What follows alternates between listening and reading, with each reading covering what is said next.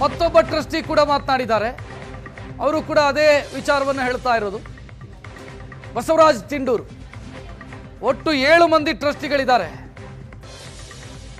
ಈ 7 ಮಂದಿ ಟ್ರಸ್ಟಿಗಳ ಪೈಕಿ ಈಗ 2ನೇವರು ಕೂಡ ಅದನ್ನೇ ಮಾತನಾಡಿದ್ದಾರೆ.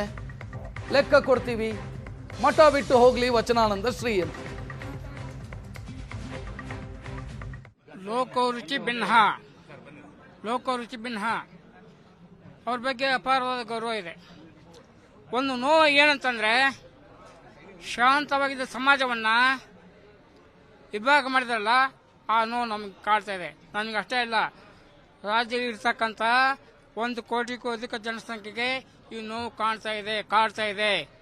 ನಾವು ಕೇಳಿದ್ದು ಒಂದೇ ಅವರಿಗೆ, ನಿಮ್ಮ ತೆಗಿತೀವಿ ಅಂತ ಹೇಳಿಲ್ಲ, ಸ್ವಾಸ್ಥ್ಯ ಪೀಠ ಬೇಕೋ ಅಥವಾ ಪಂದಸ್ಪಾಲ ಪೀಠ ಬೇಕು ಅಂತ ತಿಳ್ಕೊಂಡು 2ರಿಂದ ಆಯ್ಕೆ ಮಾಡಿಕೊಂಡಿದ್ರೆ ಸಮಸ್ಯೆ ಇರ್ತಿದ್ದೆ ಇಲ್ಲ. ಇನ್ನೊಂದು ಮುಖ್ಯವಾಗಿ, ನಿನ್ನೆ ಲೆಕ್ಕ ಸಮಿತಿಯ ಹೋರಾಟ ಸಮಿತಿ ಅಧ್ಯಕ್ಷರು ಪರಮೇಶ್ವರ ಗೌಡರು ಹೇಳಿದ್ದಾರೆ, ಈ ಲೆಕ್ಕ ಏನು ಕೊಡ್ತೀರಿ ಇದು ಮುಂದೂಡ್ರಿ, ಈಗ ಬೇಡ.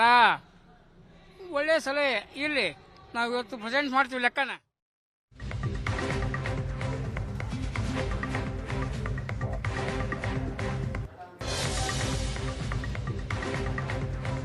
ಭಕ್ತಾದಿಗಳು ಕೇಳಿದಂತ ಪ್ರಶ್ನೆಗೆ ಲೆಕ್ಕ ಕೊಡಿ ಎನ್ನುವಂತ ಆಗ್ರಹಕ್ಕೆ ಈಗ ಟ್ರಸ್ಟಿಗಳು ಉತ್ತರ ಕೊಡ್ತಾ ಇರೋದು.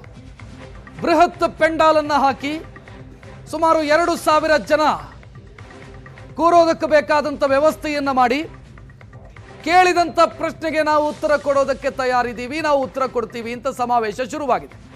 ನೋಡ್ತಾ ಇದ್ದೀರಿ, ಇದು ಲೆಕ್ಕ ಕೊಡಿ ಅಭಿಯಾನಕ್ಕೆ ಉತ್ತರದ ಸಮಾವೇಶ ಇದೆ. ಲೆಕ್ಕ ಕೇಳೋರು ಕೇಳಬಹುದು, ಉತ್ತರ ನಾವು ಕೊಡ್ತೀವಿ ಅಂತ ಟ್ರಸ್ಟಿಗಳು ಬಂದು ವೇದಿಕೆ ಮೇಲೆ ಕೂತಿದ್ದಾರೆ. ಕೇಳಿ ಲೆಕ್ಕ, ಉತ್ತರ ಪಡ್ಕೊಳ್ಳಿ.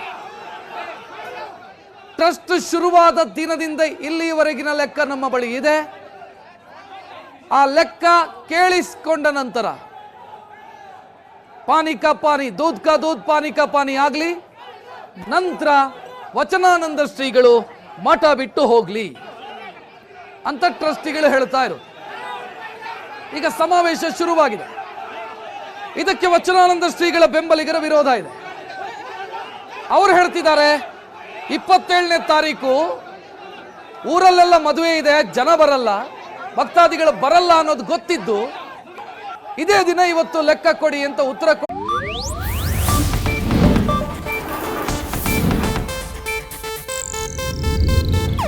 ಇದು ಏಷ್ಯಾನೆಟ್ ನ್ಯೂಸ್ ನೆಟ್ವರ್ಕ್ ಪ್ರಸ್ತುತಿ.